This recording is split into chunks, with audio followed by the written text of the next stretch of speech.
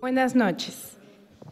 Los sistemas jurídicos de la modernidad han traído profundas transformaciones debido a que se ha complejizado las relaciones sociales, entre otras cosas por el uso de la tecnología, el crecimiento de los medios de comunicación, la economía global, la explotación de recursos naturales, entre otros factores.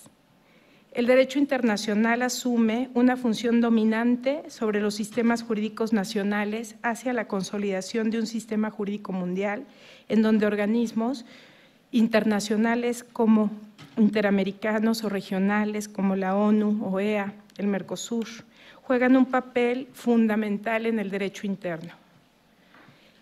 El derecho penal ha de asumir nuevas funciones. Se transforma de un modelo represivo a uno de corte restaurador, lo que genera una individualización creciente de las decisiones de los operadores, la ductilidad del derecho dicho por Zagrebelsky. Las presentes jornadas sobre justicia penal, coordinadas por la doctora Olga Islas de González Mariscal y el doctor Sergio García Ramírez, tienen como objetivo fundamental analizar los desafíos del panorama penal mexicano. La presente mesa de discusión tratará sobre 3 temas trascendentes que han sido fuente de discusión en los últimos meses: el Código Penal Único, los delitos de corrupción y el proceso penal de las personas jurídicas. Iniciaremos con la doctora Olga Islas, quien analizará sobre la urgencia de un Código Penal único. A continuación, me permitiré leer una breve síntesis curricular. Realizó sus estudios de especialidad en Derecho Penal y doctorado en Derecho en la División de Estudios de Posgrado de la Facultad de Derecho de la UNAM. Ha sido profesora de Derecho Penal y miembro del Comité Tutoral en la misma División de Estudios de Posgrado. Investigadora del Instituto de Investigaciones Jurídicas de la UNAM, autora de varios libros y numerosos artículos y trabajos sobre diferentes áreas de las ciencias penales publicados en revistas especializadas. Fue presidente de la Academia Mexicana de Ciencias Penales durante 8 años, actualmente es primera vicepresidenta. Ha recibido varias distinciones, entre ellas doctorado honoris causa en el INACIPE, reconocimiento al mérito universitario de la UNAM por 45 años de trabajo académico, reconocimiento por la Comisión Nacional de Derechos Humanos del Distrito Federal por 10 años de labor, reconocimiento Sor Juana Inés de la Cruz como destacada universitaria académica. Hay un libro homenaje por su trayectoria profesional y docente, publicado por el Instituto de Investigaciones Jurídicas de la UNAM. Tiene el premio Victoria Kent, otorgado por la Sociedad Internacional de Defensa Social. Tiene una placa con su nombre para denominar al aula de juicios orales del Instituto de Formación Profesional de la PGR. Bienvenida, doctora.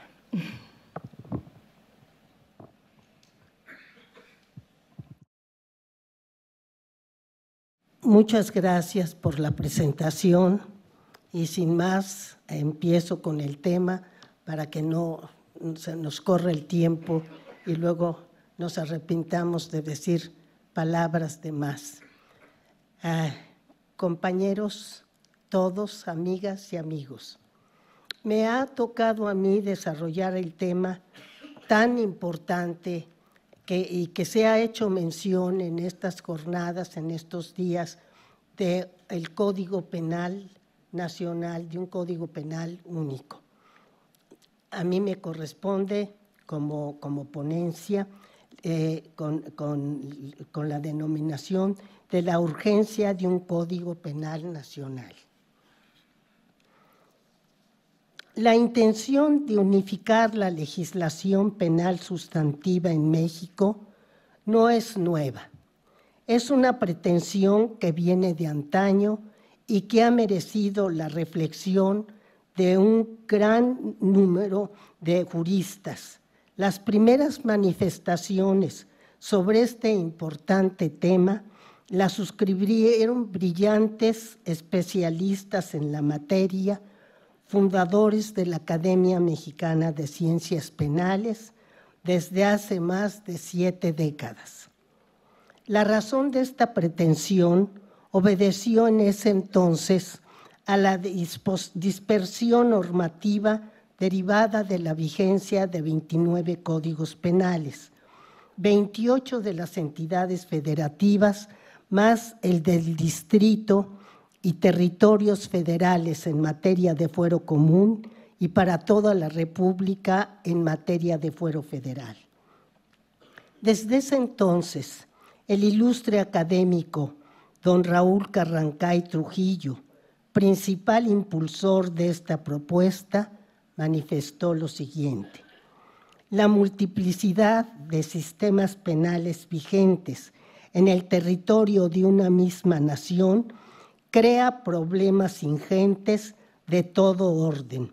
Por tal razón, agregó, era urgente iniciar el proceso de elaboración de la legislación unitaria requerida por la necesidad cada vez más urgentemente sentida de dirigir enérgica y científicamente la política criminal para toda la República y dar por fin vertebración segura a la lucha contra la delincuencia. En esta línea de ideas apuntó también: lo penal pertenece al orden público y esto no puede ser vario en un mismo país y en una misma sociedad humana. Al correr el tiempo, la tesis unitaria se ha ido fortaleciendo. Se tiene muy claro que la pluralidad de ordenamientos penales, ahora son 33, impide el desarrollo de una política criminal científica y liberal, propia de un Estado democrático de derecho que responda a las necesidades actuales y siempre cambiantes de la realidad social en nuestro país. La falta de unidad legislativa penal fomenta la impunidad y auspicia el incremento de la delincuencia. Sobre este tema, son muchas las páginas que se han escrito. Los juspenalistas han realizado estudios muy completos. Han abordado las características del régimen federal y las consecuencias del mismo.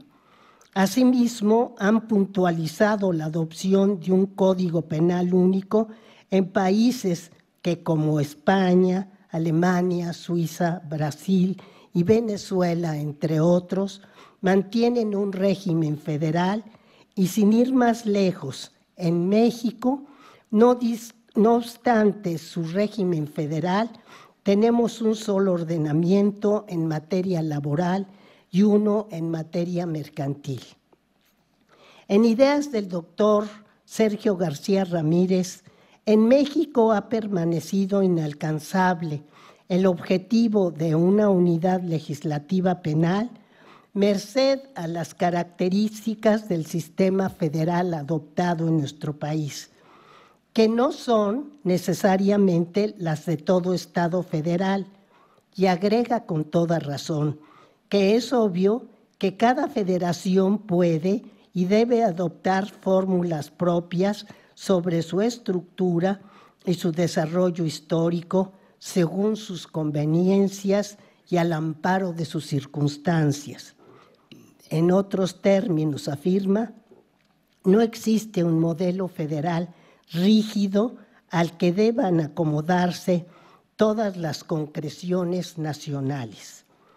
Al despojar ese mito, reitera el doctor García Ramírez, se abre la vía para que la unidad penal prospere en el interior de una federación.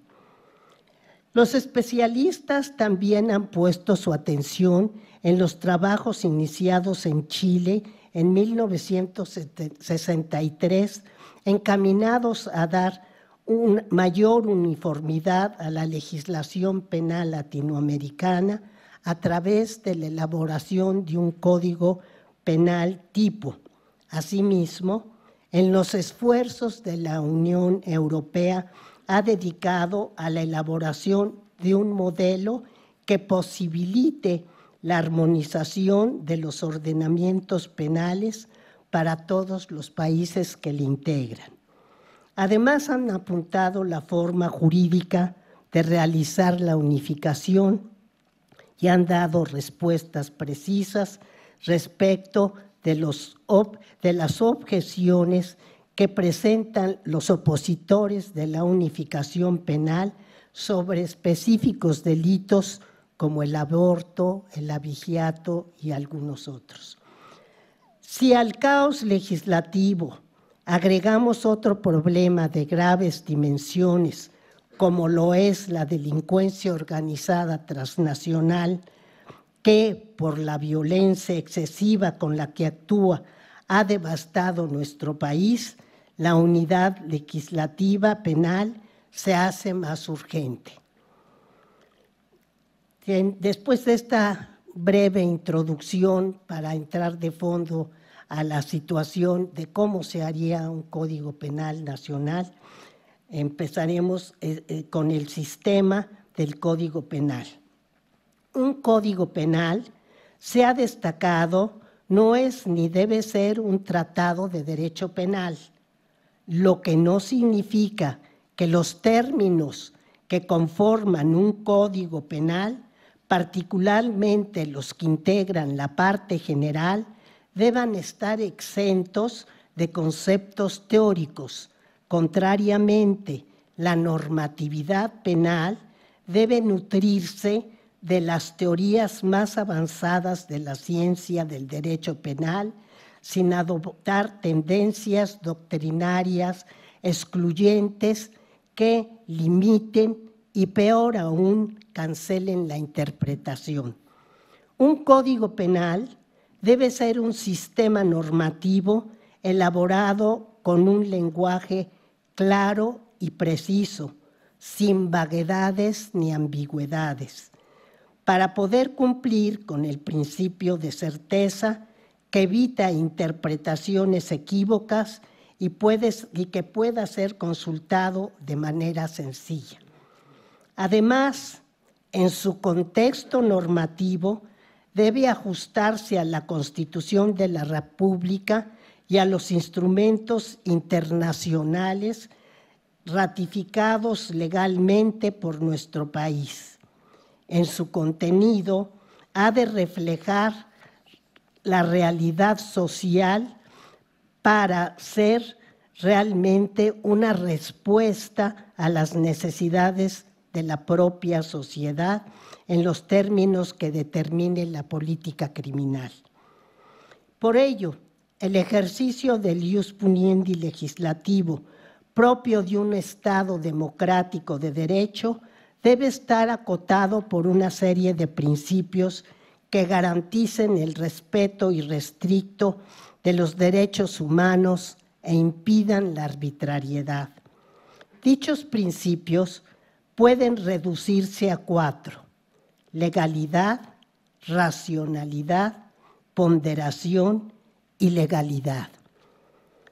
De estos principios derivan otros, como son los de bien jurídico, de acto, de culpabilidad, de proporcionalidad, etc.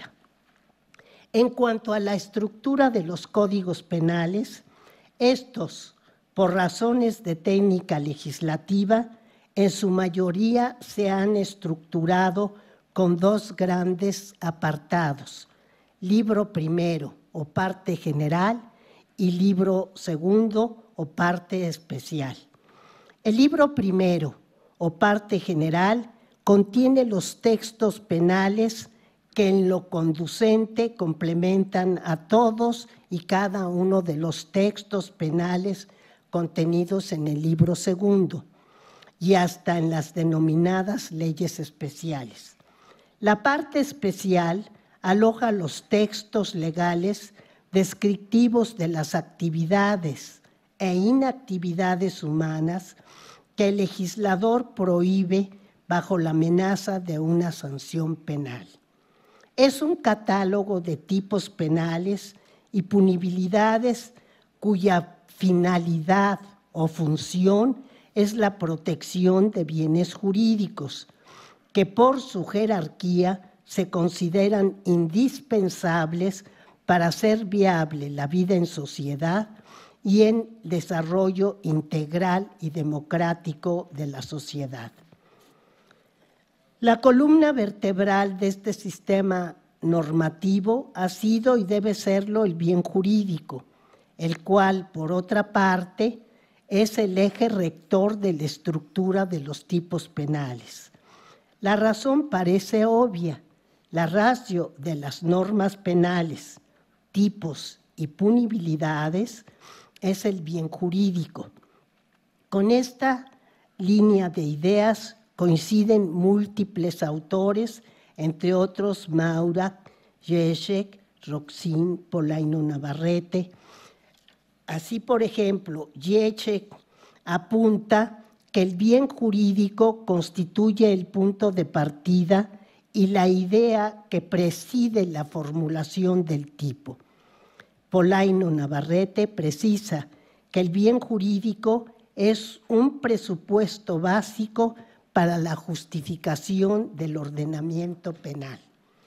En consecuencia, si el bien jurídico es el que justifica la creación de las normas penales, parece razonable que la estructura del libro segundo de los códigos penales sea un reflejo de los bienes jurídicos en su dual perspectiva, el origen o procedencia genética y el rango valorativo de estos en la propia estructura.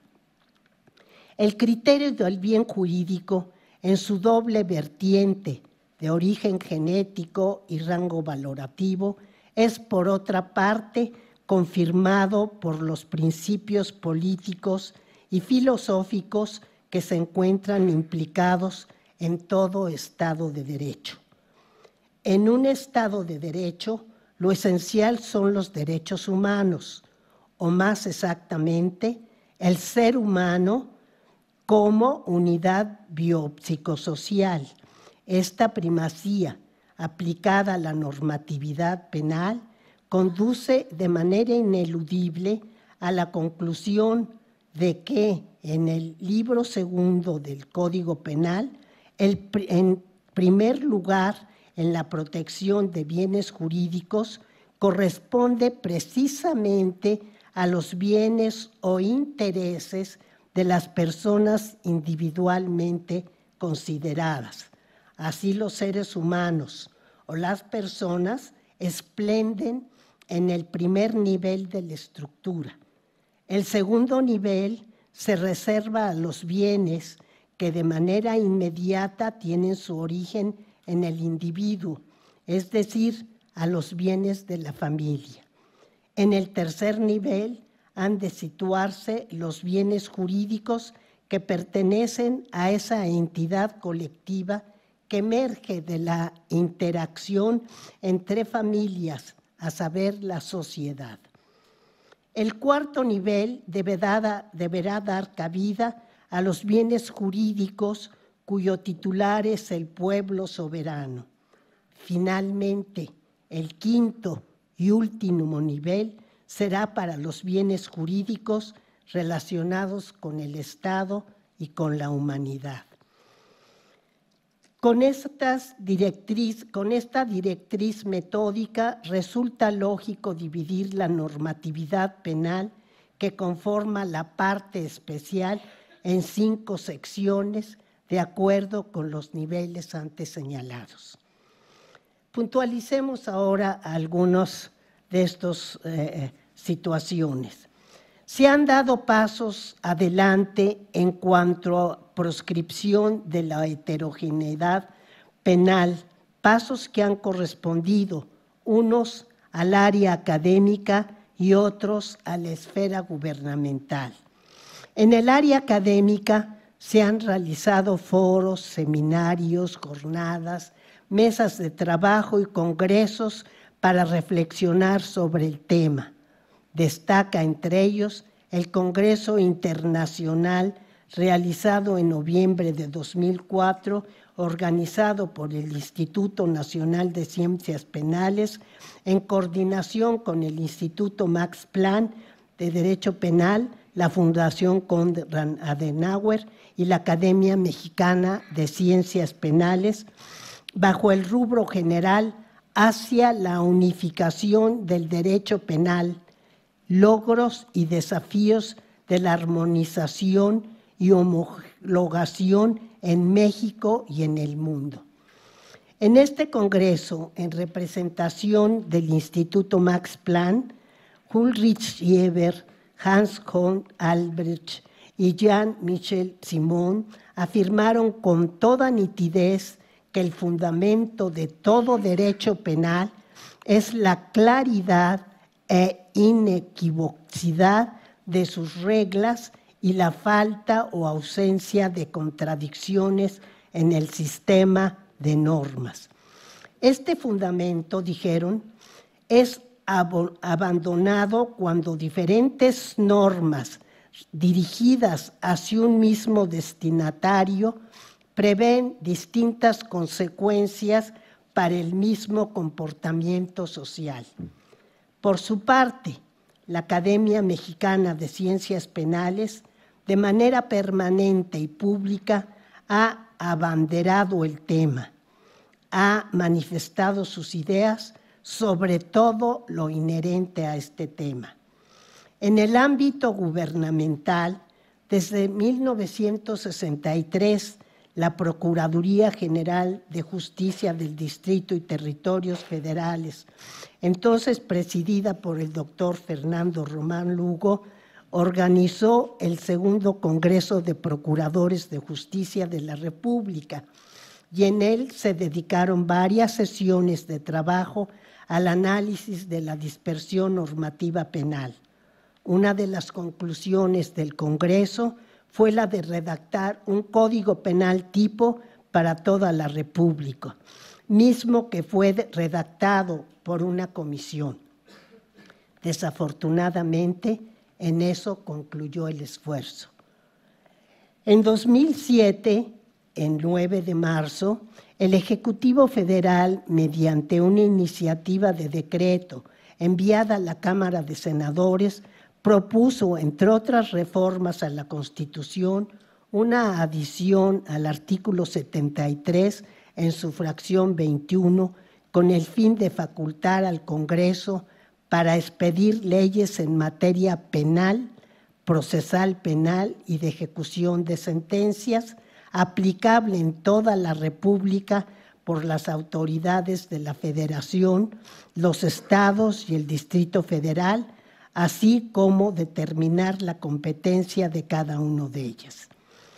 En la exposición de motivos se dijo que en la iniciativa se recogían las propuestas presentadas por varios sectores sociales en el sentido de crear un solo ordenamiento en materia penal y procesal penal, en razón de otorgar una mayor certeza a todos los habitantes del país y al mismo tiempo generar una coordinación de esfuerzos en la batalla contra la impunidad.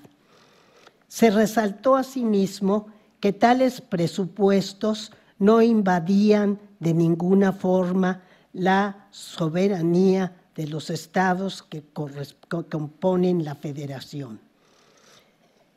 En recientes fechas, en 2012, se reavivó la pretensión unificadora de la legislación penal. El 1 de diciembre, el presidente de la República, en su primer discurso, manifestó que enviaría al Congreso de la Unión una iniciativa de reforma constitucional que permitiera contar con un solo código penal y otro de procedimientos penales únicos y de aplicación nacional. Idea que se tomó en el Pacto por México, suscrito por todos los partidos políticos. Este pronunciamiento fue recibido con gran entusiasmo, no solo por los especialistas en la materia, sino por todos aquellos sectores sociales preocupados por la justicia penal y la seguridad pública. Por otra parte, la Academia Mexicana de Ciencias Penales manifestó públicamente su satisfacción por esa importante decisión anhelada por tantos años. Ante este trascendente pronunciamiento, lo primero que procedía era reformar la fracción 21 del artículo 73 de la Constitución Política de los Estados Unidos Mexicanos para asignar las facultades concernientes al Congreso de la Unión. Para este efecto, se presentaron 3 iniciativas con proyecto de decreto, una el 14 de febrero del 2013 por el Grupo Parlamentario del PAN, otra el 9 de abril por el mismo grupo y una tercera el 14 de abril del mismo año presentada por los senadores Arely Gómez González del PRI, Roberto Gil Suárez del PAN y Manuel Camacho Solís del PRD. En todas ellas se manifestó resistencia y en diversos aspectos hasta oposición a la unificación penal sustantiva. La primera de ellas solo aludió al Código Único de Procedimientos Penales y a los mecanismos alternativos de solución de controversias. Respecto del Código Penal, precisó que quedan a salvo los textos que cada una de las legislaturas considere en esa materia, o sea, que cancelaba el Código Penal. La segunda fijó su posición afirmativa respecto de una legislación adjetiva penal y única de ejecución de sanciones aplicable en todo el territorio nacional y enfatizó que estas propuestas no contravienen el Pacto Federal y agregó que era pertinente que las legislaturas de los estados y la Asamblea Legislativa del Distrito Federal continúen legislando en cuestiones sustantivo penales. La tercera propuso, en primer lugar, reformar la fracción 21 del artículo 73 constitucional y en su propuesta apuntó diversas razones para excluir de esta reforma al Código Penal Único. Entre otras razones, aludió a la existencia de variadas necesidades sociales en cada entidad federativa y al mosaico plural de costumbres y tradiciones. Asimismo, resaltó que la incidencia delictiva es muy variable y que las 32 entidades federativas enfrentan de hecho y de derecho realidades divergentes. No se pensó que al legislador le corresponde recoger todas las figuras delictivas necesarias para responder a las necesidades de todas las entidades federativas, aunque algunas de estas figuras solo se aplicaran en unos de los estados de la República y en otros no, como ocurre con el abigeato, que siempre se pone como ejemplo, al igual que el aborto. Por otra parte, aceptó que la diversidad legislativa conlleva injusticias, mal funcionamiento de las instituciones e incluso resoluciones contradictorias respecto del mismo problema. No obstante, descartó la expedición de un Código Penal único y propuso expedir una ley penal general que estableciera las bases a las que deban sujetarse la legislación penal que expidan la Federación, las entidades federativas y el Distrito Federal, dejándose a salvo la facultad de cada cual para establecer o excluir los tipos penales. Esta última propuesta se descartó en el dictamen final del Senado. Es pertinente anotar que antes de que se presentara la segunda iniciativa, fechada el 9 de abril de 2013, a la cual ya nos hemos referido, se presentó una iniciativa por parte de la diputada Zuleima Huidobro González, del Partido Movimiento Ciudadano, en la que se proponía la expedición del Código Penal Único. Consta esto en la Gaceta Parlamentaria del 19 de mayo de 2013. Como es sabido, esta iniciativa no se debatió junto con las otras y el proceso legislativo siguió su curso. Después del estudio y el debate correspondiente de las tres iniciativas, la Cámara de Senadores, al aprobar la reforma constitucional del artículo 73 en la fracción 21, inciso C, lamentablemente, solo facultó al Congreso de la Unión para expedir la legislación única en materia procedimental penal, de mecanismos alternativos de solución de controversias y de ejecución de penas, mismos que regirán en toda la República en el orden federal y en el fuero común, y dejó fuera al Código Penal Único para toda la República. El 29 de abril de 2013, el Senado turnó la minuta a la Cámara de Diputados. Todavía en ese momento, la Academia Mexicana de Ciencias Penales intentó que se reconsiderara la reforma y se incluyera el Código Penal. En un desplegado publicado en el periódico Reforma de fecha 20 de junio de 2013, manifestó: deploramos esta omisión e invitamos respetuosamente a los integrantes de ambas cámaras legislativas a reconsiderar la reforma aprobada por el Senado. Es indispensable que México cuente por fin con un código penal. Desafortunadamente, esta acción no tuvo éxito. El trabajo legislativo finalmente concluyó el 8 de octubre de 2013 y en tal virtud continúan vigentes 33 códigos penales y por ende la dispersión normativa en materia sustantiva. Veamos ahora varias reformas y las consecuencias de las mismas. Diría yo que el ímpetu reformista se ha visto reflejado en los diversos códigos penales de las entidades federativas, por lo cual la heterogeneidad es mayor cada día. En su articulado se advierten hasta contradicciones doctrinarias.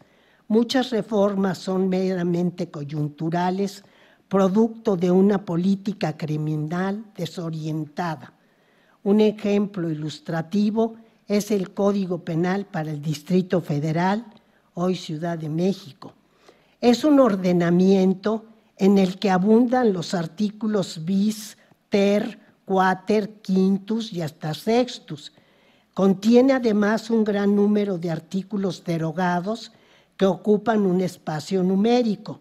En la estructura de la parte especial, como en todos los códigos de los estados de la República, hay una ausencia total de método en la ordenación de títulos, capítulos y tipos penales.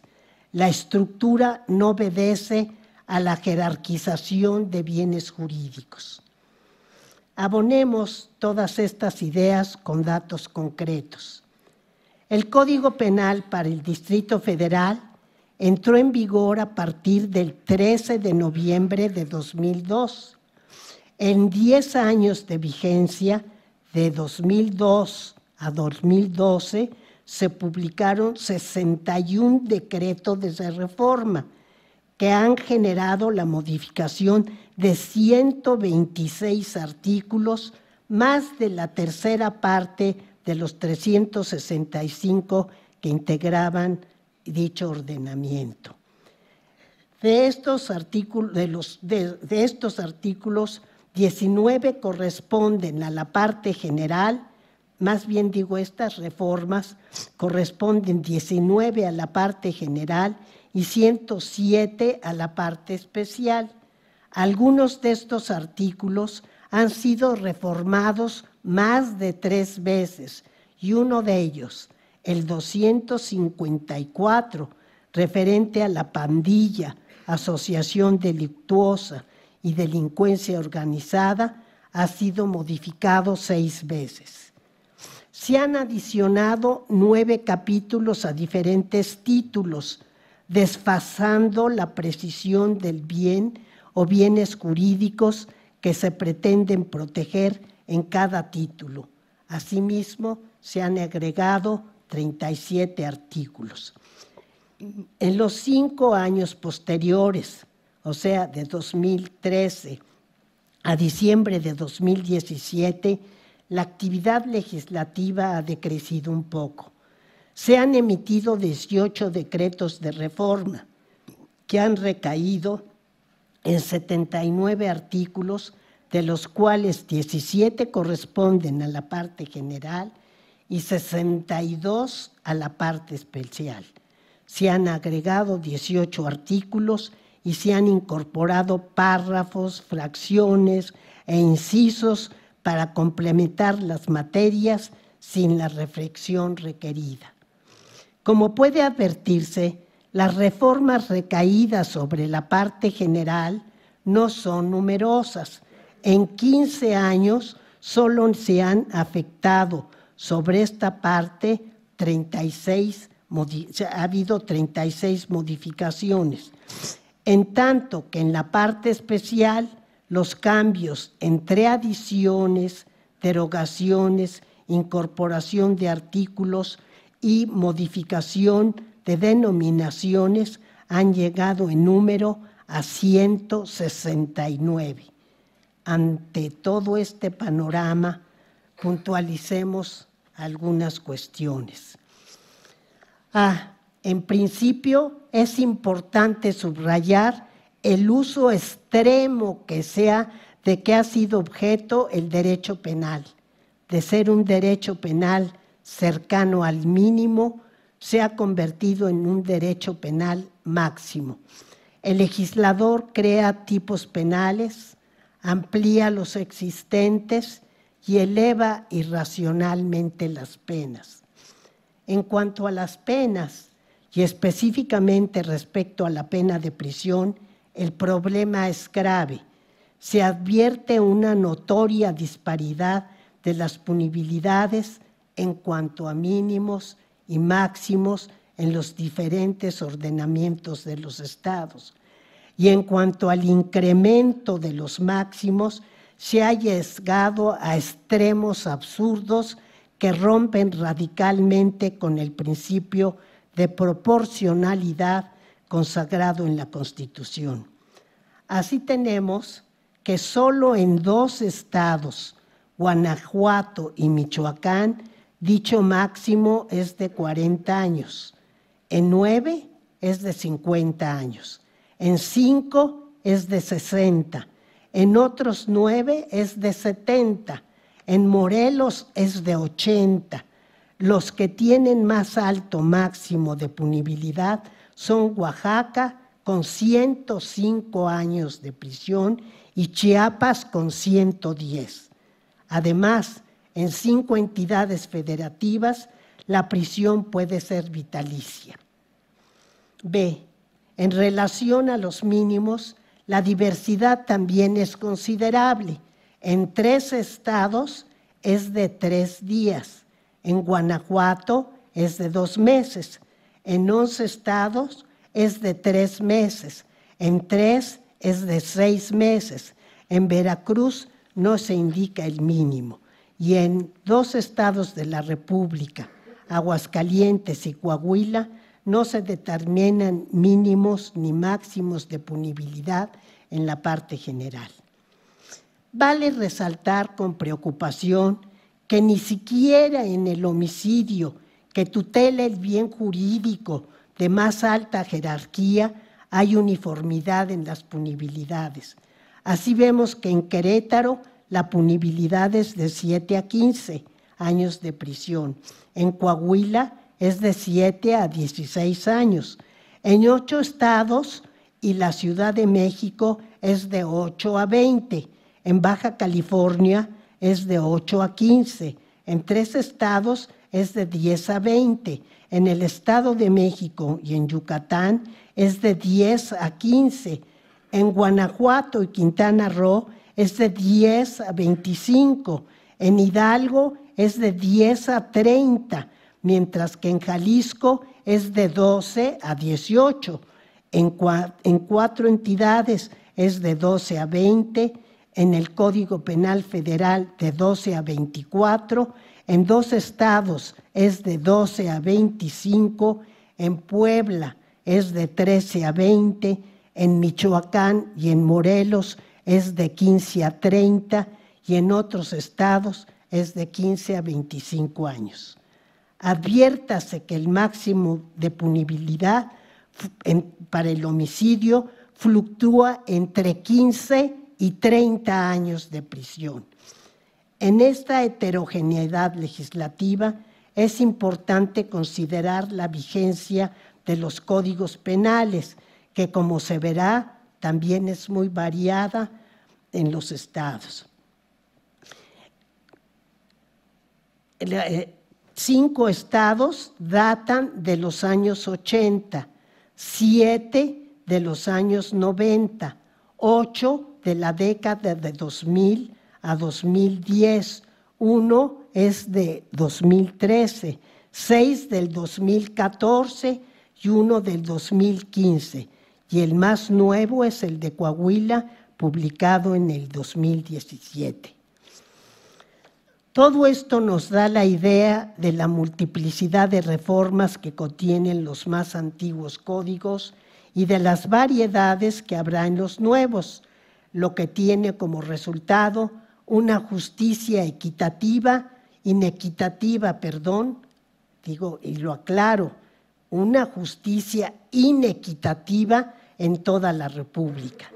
Por todas estas razones, considero, en coincidencia con un número considerable de juzpenalistas y muy especialmente con los miembros de la Academia Mexicana de Ciencias Penales, que no han claudicado en su propósito, que es urgente la elaboración de un Código Penal nacional. Muchas gracias.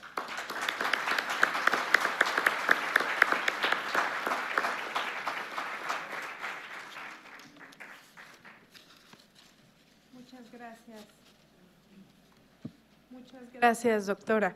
Es importante resaltar la propuesta justamente de realizar un Código Penal único. La doctora enfatiza que ya había sido esta propuesta expuesta hace más de 7 décadas por los fundadores de la Academia Mexicana de Ciencias Penales, que habían considerado justamente la creación de este Código Penal único. En países como España, Alemania, Brasil y Venezuela es una realidad. En 1963 en Chile hubo justamente una propuesta por homologar una legislación penal latinoamericana a partir de un código penal único. Establece algunas de las características que debería tener esta propuesta, por ejemplo, dividir la parte especial en 5 secciones, que la redacción sea clara, se armonice la propuesta con la Constitución y tratados internacionales, además que responda a las necesidades de la sociedad, y entre las conclusiones enfatiza la necesidad de la reforma al 73 constitucional para incluir la materia sustantiva, que la heterogeneidad de los delitos y las penas en los estados ha traído como consecuencia una falta de unidad sustantiva del derecho penal que fomenta la impunidad y la corrupción. Muchas gracias, doctora. En esta ocasión el maestro Jorge Nader Kuri intervendrá con el tema delitos de corrupción. Voy a dar una breve síntesis curricular. Es abogado por la Universidad La Salle, maestro en Ciencias Penales y doctorado en Ciencias Penales y Política Criminal por el Instituto Nacional de Ciencias Penales. Fue director de la Facultad de Derecho de la Universidad La Salle. Actualmente es director general de Control de Averiguaciones Previas de la PGR, miembro de la Academia Mexicana de Ciencias Penales, de la Asociación Mexicana de Derecho Penal y Criminología, de la Sociedad Mexicana de Criminología, de la Academia Mexicana de Derecho Internacional. Además, es director general del Centro de Análisis y Desarrollo del Derecho. Es autor del libro Responsabilidad Penal del Juzgador y coordinador del libro El Servicio de Carrera en la Procuración de Justicia Federal. Ha publicado artículos en revistas especializadas e impartido conferencias en México y en el extranjero. Bienvenido, doctor. Muchas gracias. Buenas noches tengan todas y todos ustedes. En primer lugar, dejar patente mi agradecimiento reiterado a la Universidad Nacional Autónoma de México, a este Instituto de Investigaciones Jurídicas, a la Academia Mexicana de Ciencias Penales y, desde luego, a la doctora Olga Islas y al doctor Sergio García Ramírez por esta invitación con la que me honran. Para platicar de un tema que, aunque se dice mucho y se habla mucho de él, desde el punto de vista jurídico tiene algunos aspectos que voy a tratar de centrar en esta intervención que pretendo sea muy breve. Porque cuando se habla de corrupción, en realidad estamos hablando de un concepto del que entendemos mucho, pero al mismo tiempo del que no entendemos tanto desde el punto de vista jurídico al menos. Por lo tanto, quiero yo intercambiar con ustedes algunos puntos de vista de este fenómeno de la corrupción, pero desde su perspectiva jurídica, es decir, como una institución del derecho mexicano. Si nosotros atendemos a los orígenes de la palabra corrupción, vamos a encontrar que lexicológicamente significa que algo quede completamente destruido o modificado en su conjunto. Por lo tanto, en su origen etimológico, la corrupción no es un término que signifique un antivalor o que signifique una situación negativa. Simple y sencillamente, cuando algo muda en su totalidad de naturaleza esencial, se corrompe. Por lo tanto, podemos encontrar la corrupción así entendida en el campo de la física, cuando una materia cambia de su naturaleza, en el ámbito de las ciencias sociales y en el ámbito de las ciencias naturales, desde luego. A nosotros lo que nos ha interesado es en el ámbito de las ciencias sociales. Y cuando entendemos, cuando hablamos de corrupción en el campo de las ciencias sociales, estamos entendiendo precisamente ese cambio, esa mutación de la totalidad de valores sociales o de valores individuales. La primera vez que en México, en el campo del derecho penal, se habló de corrupción fue a propósito del delito de corrupción de menores, hace mucho tiempo.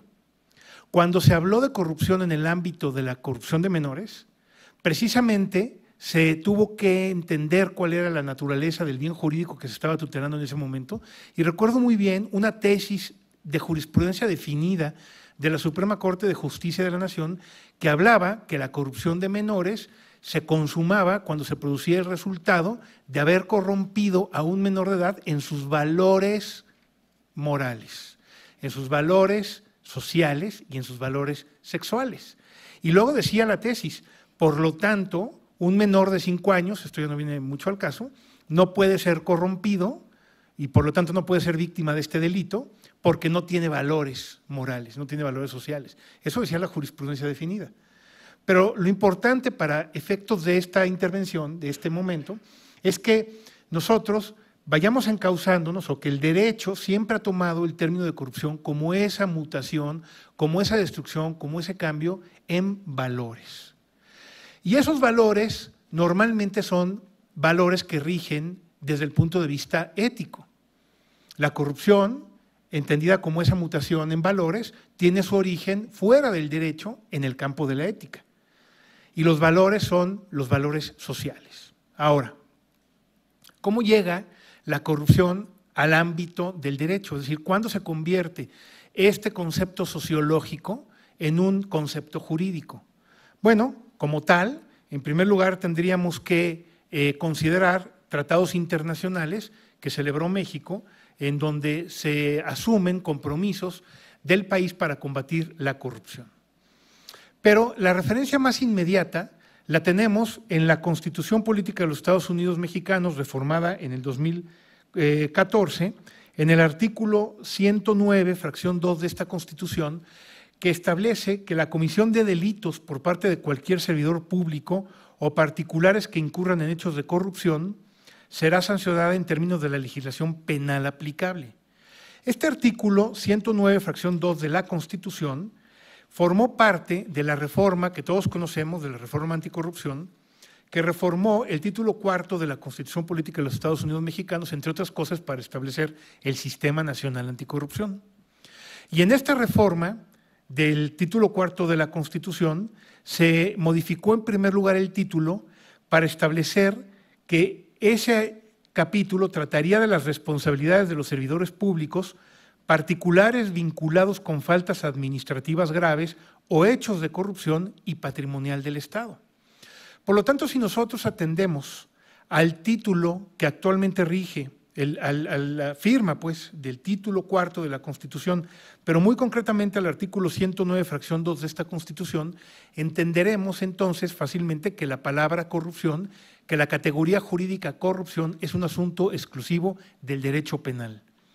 Cuando nos enfrentamos a otro tipo de responsabilidades de servidores públicos, las ubicamos en otros subsistemas de control que existen desde luego en la Constitución.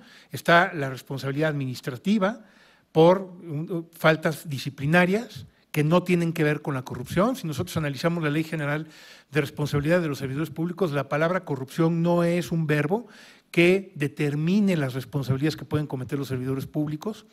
Y desde luego, cuando atendemos a otro tipo de responsabilidades como la patrimonial del Estado, la responsabilidad política, la responsabilidad por violaciones graves a derechos humanos y otras que están establecidas en la Constitución, tampoco vamos a encontrar que se trate de controlar desde el punto de vista normativo la corrupción. La corrupción entonces, en primer lugar, como está establecido en nuestro ordenamiento jurídico, es un asunto propio del derecho penal.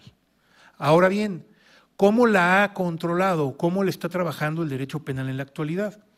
Porque como consecuencia de esta reforma a la Constitución que estableció el Sistema Nacional Anticorrupción, también hubo de reformar, bueno, nada más un paréntesis, cabe señalar que la palabra corrupción ya había llegado a la Constitución antes del Sistema Nacional Anticorrupción, pero lo hizo de una manera inapropiada desde mi punto de vista, cuando se reformó antes del Sistema Nacional Anticorrupción en la reforma política y se estableció la autonomía de la Procuraduría General de la República, que tiene que transitar a una fiscalía, estableciendo que la Fiscalía General de la República deberá de contar al menos con una fiscalía especializada para la atención de delitos electorales y otra fiscalía especializada para atender hechos de corrupción.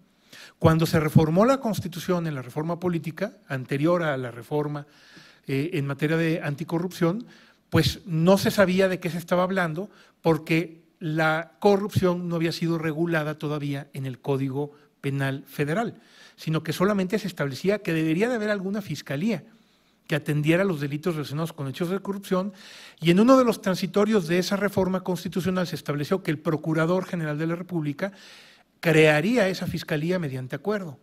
Lo que ocurrió, cabe decir, en un acuerdo posterior en donde el procurador de aquel entonces lo único que hizo fue decir los delitos cometidos por servidores públicos serán ahora competencia de la Fiscalía para la atención de delitos contra la corrupción, que se crea mediante este decreto, pero que no entra en vigor mientras no haya la designación de un fiscal especializado. Entonces, así es como nos llega, independientemente de los tratados internacionales, que son de los finales de los 90, pero los tratados internacionales que suscribe México, desde luego incorporan al orden jurídico nacional el tema de la corrupción, pero pues lo hacen desde el punto de vista solamente internacional, sin que esa regulación tuviera una realidad en la normatividad nacional. En la normatividad nacional, entonces, en la Constitución nos llega la corrupción como tal, con esa palabra, en esa Fiscalía y posteriormente en el Sistema Nacional Anticorrupción. Consecuencia de la reforma constitucional del Sistema Nacional Anticorrupción, se emite una reforma al Código Penal Federal. Es una reforma inquietante, quiero yo decirlo, y quiero centrar prácticamente el resto de mi intervención en esta reforma, porque en realidad es una modificación al texto federal secundario que se realizó sin una reflexión apropiada, como tantas otras modificaciones que se han hecho, pero que pareciera ser que no va a poder aplicarse en una realidad por lo menos inmediata, a pesar de que sea ahora un tema de la agenda política nacional, de la política criminal nacional, combatir el tema de la corrupción, inclusive convirtiéndolo a delito grave. ¿Y a qué me refiero? Bueno, en primer lugar, a algunos aspectos que es importante puntualizar. El primero de ellos es que lo que hizo el legislador en la reforma al título 10º del Código Penal Federal fue, en primer lugar, cambiar la denominación del título. El título se dedicaba a los delitos cometidos por servidores públicos. Y aunque, como bien dijo la doctora Olga Islas, en un error que ya tenía el Código Penal Federal, pero desde su redacción original, no se regulaban ahí delitos ordenados a partir de un bien jurídico tutelado, sino a partir de la calidad específica del sujeto activo, en realidad nunca hubo ninguna dificultad en entender que los delitos de ese título 10º estaban consagrando o estaban protegiendo el bien jurídico tutelado denominado debida administración pública. Es decir, la administración pública debida era lo que se tutelaba en ese título 10º del Código Penal Federal, delitos cometidos por servidores públicos. En otros países que todavía tienen exactamente los mismos delitos como Argentina, Chile y otros, así se ordenan, delitos contra la administración pública. Luego vienen los delitos contra la administración de justicia en el título 11º, pero eran delitos contra la administración pública, contra la debida administración pública entendida como un valor social de la máxima importancia en el que se deposita en personajes denominados servidores públicos la confianza de la ciudadanía en que desarrollarán debidamente sus atribuciones en beneficio de la sociedad. Todo eso era el bien jurídico tutelado en el título 10º. Lo que hace el legislador en primer lugar es que cambia la rúbrica de ese título y hoy se llama delitos por hechos de corrupción.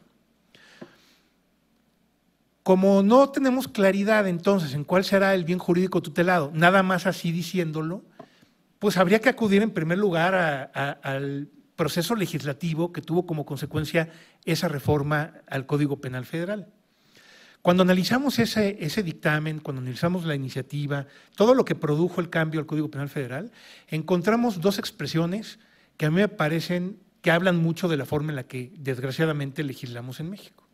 La primera de ellas dice, es importante cambiar el título del título 10º, valga la redundancia, por delitos cometidos por servidores públicos, ahora a que se llamen delitos por hechos de corrupción, para enfatizar que estamos poniendo énfasis en la corrupción. Es todo. Y luego más adelante dice, y porque además así evitaremos conflictos con otras áreas del derecho. Por lo tanto, hay que cambiarle de delitos cometidos por servidores públicos a delitos por hechos de corrupción. Entonces, bueno, es lo primero que nos dice el legislador. La ratio legis nos resulta insuficiente para entender cuál es el bien jurídico tutelado ahí que tenemos vigente. El segundo tema inquietante en esta reforma es que deja exactamente los mismos delitos cometidos por servidores públicos. Es decir, si hacemos una comparativa entre el texto anterior y el texto vigente, veremos que hay verdaderamente muy pocos cambios. Hay algunos ajustes en las expresiones. Por ejemplo, se incorpora a las empresas productivas del Estado, a los órganos constitucionales autónomos, como entidades a las que puede pertenecer el servidor público, pero sigue siendo finalmente un delito que comete un servidor público.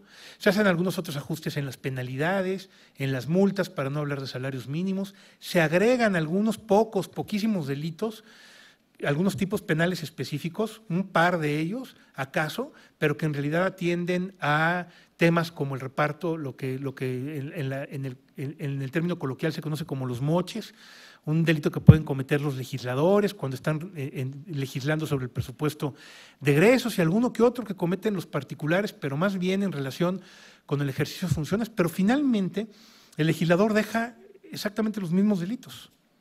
Primero, solamente pueden ser cometidos por servidores públicos. En segundo lugar, es el ejercicio indebido, ilícito del servicio público,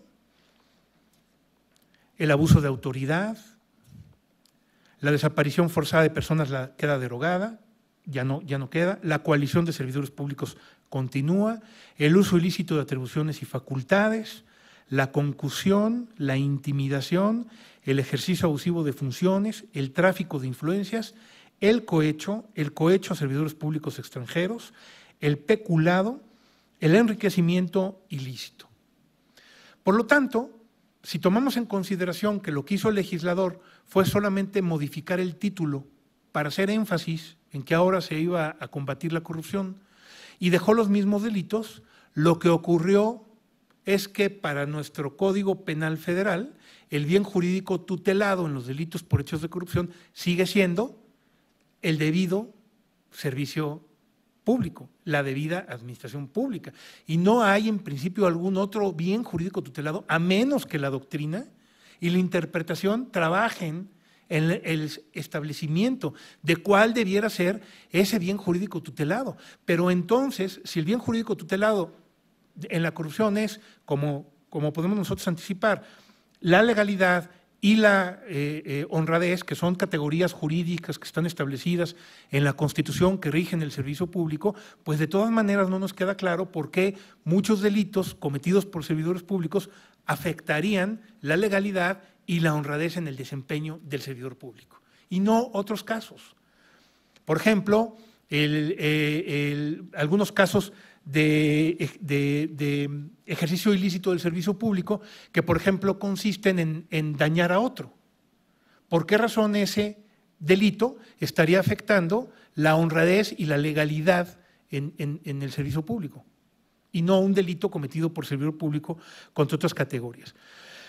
Y el tercer punto, verdaderamente todavía más inquietante aún, es que el transitorio de ese decreto establece que el presente decreto, es decir, las reformas al Código Penal Federal, el presente decreto entrará en vigor a partir del nombramiento que el Senado haga de la República del titular de la Fiscalía Especializada en materia de delitos relacionados con hechos de corrupción.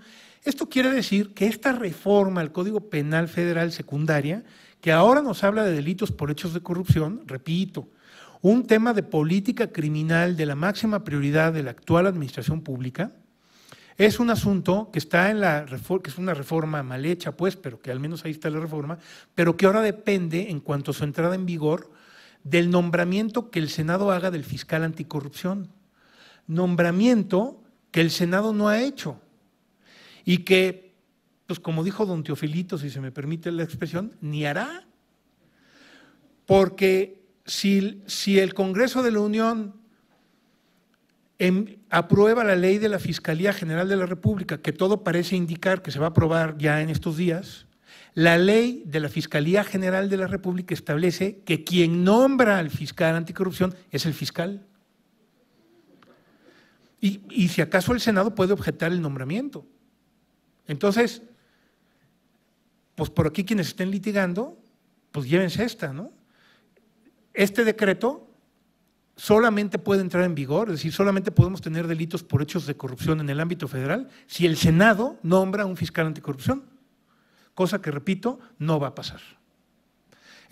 Esto claro, se legisló de esa manera cuando todo parecía indicar que estaba todo encaminado a que en efecto hubiera el nombramiento del fiscal anticorrupción, pero como ustedes saben, quienes han seguido el tema, el Senado lo intentó en 2 ocasiones. Realizó un procedimiento para la designación de fiscal anticorrupción, al final lo declaró desierto porque no hubo acuerdo entre los grupos parlamentarios, y luego realizó hacia finales de la administración anterior otro procedimiento para la designación del fiscal y tampoco lo concluyó ni lo logró, y ahora pues ya no tiene atribuciones para nombrar a este fiscal, a menos que lo hiciera ahora, cosa que se antoja imposible porque ni siquiera se está pensando en este tema. Pero independientemente de estos aspectos, bueno, y cabe todavía complicar un poco más este tema, si no está ya de por sí complicado. Como ustedes han escuchado, bueno, pues emitió recientemente una ley de remuneraciones de los servidores públicos. Esa ley de remuneraciones de los servidores públicos fue una ley que se aprobó desde 2011. No es una ley desde luego nueva. En el 2011, que se aprobó en la Cámara de Senadores, el procedimiento legislativo es que se presentó una iniciativa por un senador del PRD en aquel entonces, la ley finalmente se aprobó, la aprobó el Senado la guardó y desde el 2011 hasta el 2018 estuvo guardada, se mandó a la Cámara de Diputados y la Cámara de Diputados la guardó. Esa ley de remuneraciones de los servicios públicos ahora en el 2018, en septiembre, se saca del cajón de la Cámara de Diputados y se aprueba así como estaba. No se le mueve una coma.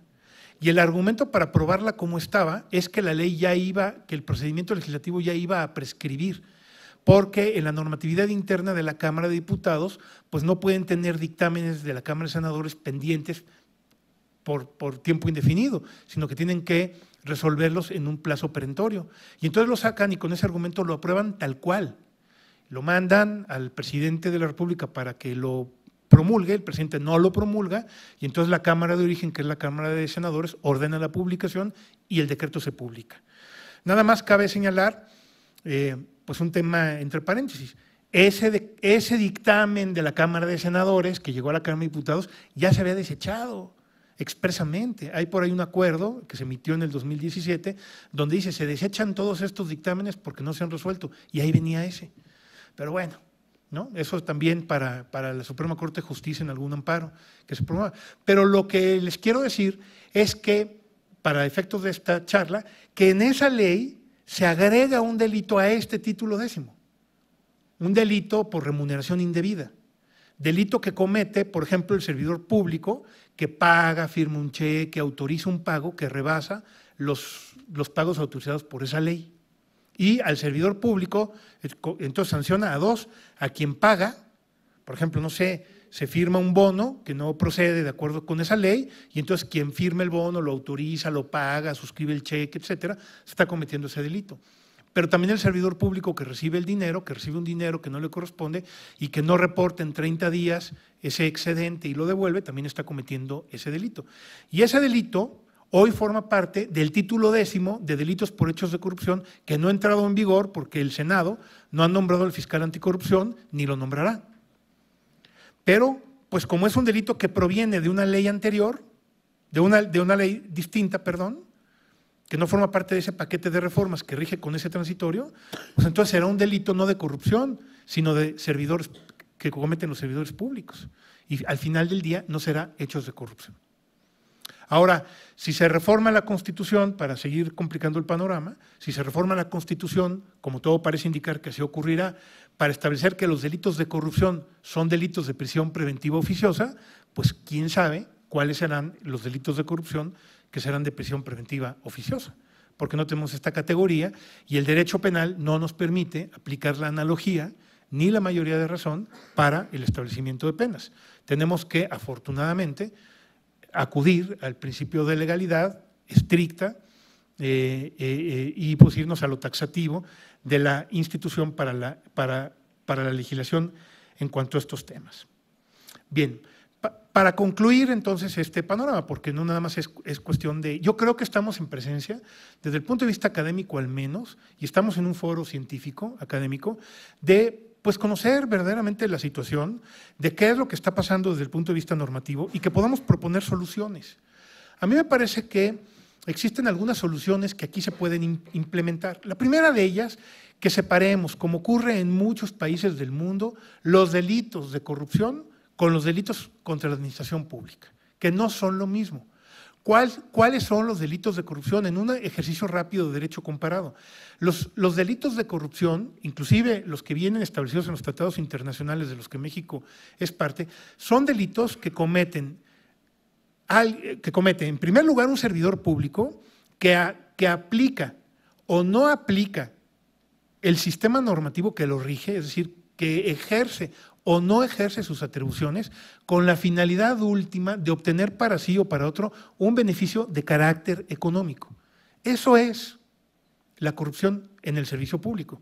Si yo como servidor público tengo la atribución de otorgar contratos para la construcción de obras y otorgo un contrato para la construcción de obras, pero yo recibí un dinero, entonces estoy ejerciendo mis atribuciones, estoy emitiendo un acto lícito, pero yo, mi finalidad última, mi finalidad inmediata fue establecer un contrato, un acto jurídico, pero mi finalidad última fue obtener un beneficio indebido. Ahí hay un acto de corrupción, ahí es delito de corrupción. Ustedes me dirán, bueno, oiga, pero pues ahí cómo se comprueba si finalmente emitió un permiso conforme a la ley. Bien, pues ese es el problema de la prueba, ¿no? Pero si yo, como servidor público, no ejerzo mis atribuciones o las ejerzo indebidamente con la finalidad no de emitir un acto lícito, sino de claramente causar un beneficio económico a alguien, estoy cometiendo un hecho de corrupción y eso es lo que se tiene que sancionar, así como un tipo básico. Comete el delito de corrupción el servidor público que en el ejercicio o en el inejercicio de sus atribuciones obtiene o procura para otro un beneficio económico, palabras más o palabras menos, eso es lo que se tiene que establecer en los hechos de corrupción.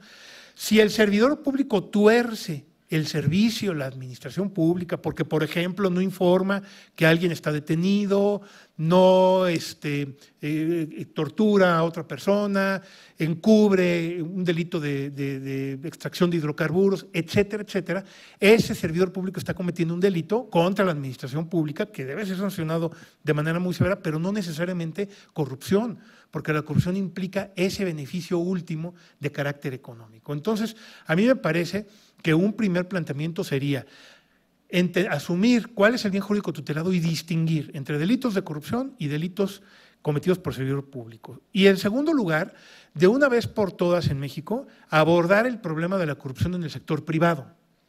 Porque aunque es una obligación también derivada de los tratados internacionales, que la corrupción no se quede solamente en castigar al servidor público, México no ha dado absolutamente ningún paso, y en Latinoamérica en general, y en Estados Unidos también, para castigar de plano la corrupción en el sector privado. A mí muchos me preguntan cuando hablo de este tema, oye, ¿y por qué en España están juzgando al presidente de la FIFA por corrupción? Si no es servidor público.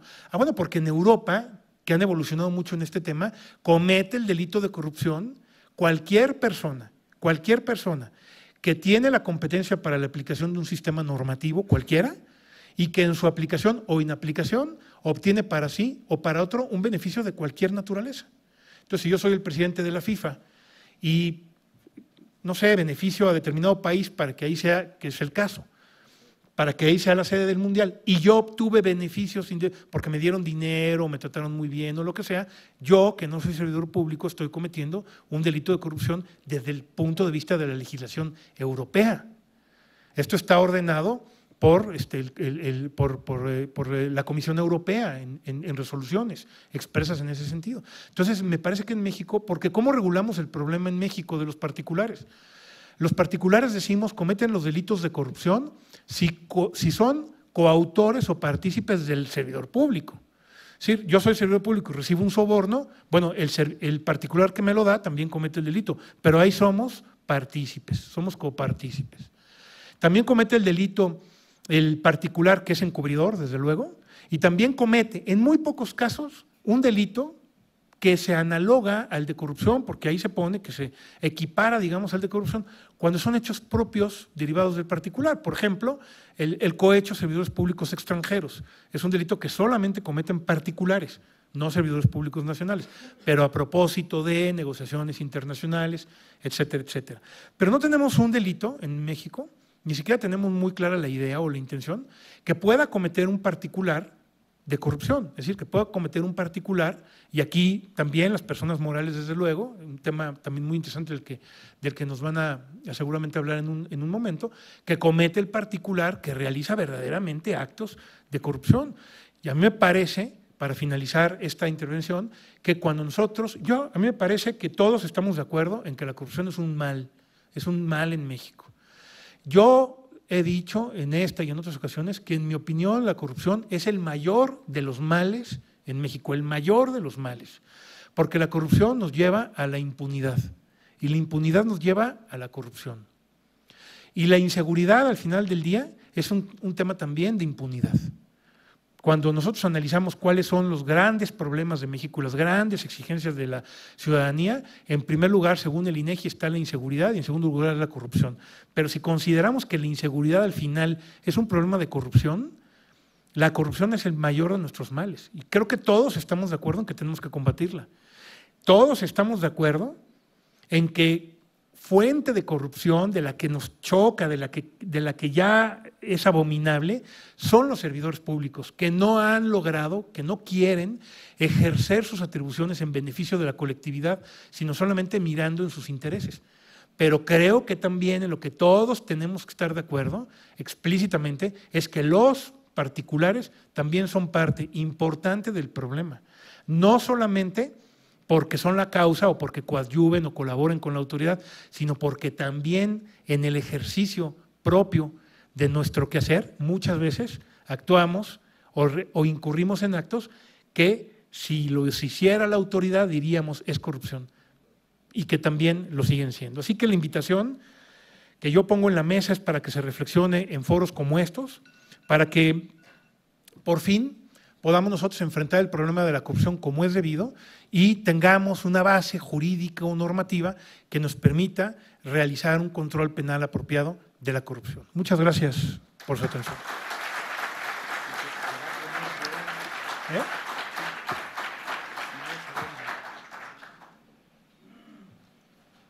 Muchas gracias, doctor.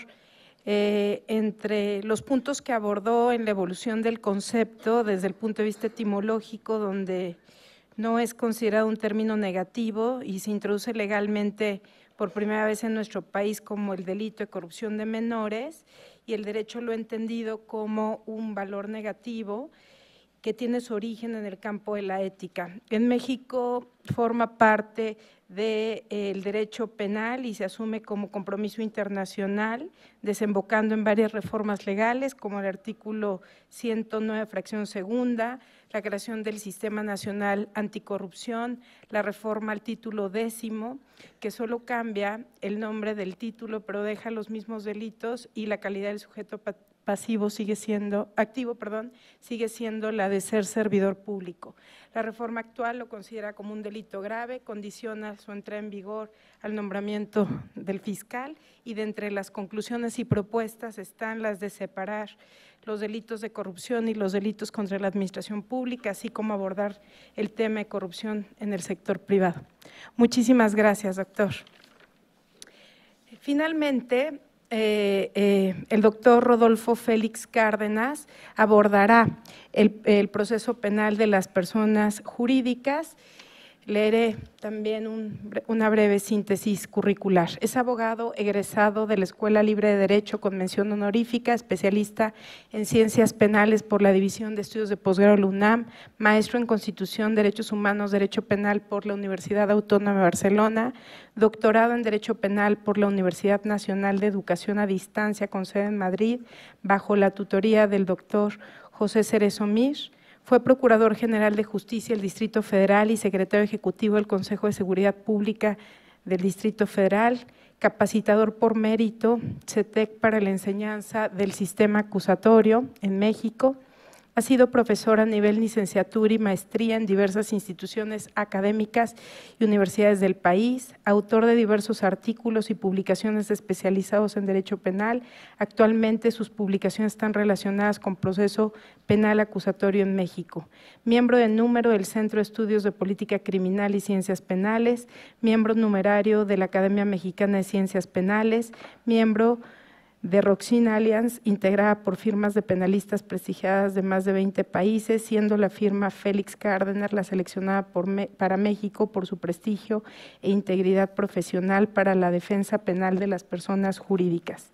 Recientemente ha obtenido un grado académico en litigación oral con la distinción Magna Cum Laude de la California Western School of Law, catedrático en el Máster de Proceso Penal en el módulo sobre la prueba de la Universidad Sergio Arboleda en Colombia y catedrático en Derecho Procesal Penal en la Escuela Libre de Derecho y en su especialidad en Sistema Acusatorio, cuya dirección se encuentra a su cargo.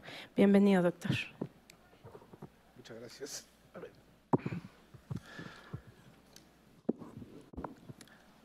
Buenas noches, ya es un poquito tarde. Bueno, y a pesar de lo tarde que es, pues se siente un ambiente muy interesante, porque yo cuando llegué dije, bueno, pues este salón está maravilloso, ¿no? Con la magnífica remodelación que le han hecho, la luz y todo, y por supuesto con la presencia de mi maestra, doña Olga, que siempre nos ilumina aquí, Sofía, una gran amiga, y bueno, Jorge Nader, un gran amigo. Siempre es un placer compartir la mesa en estas condiciones.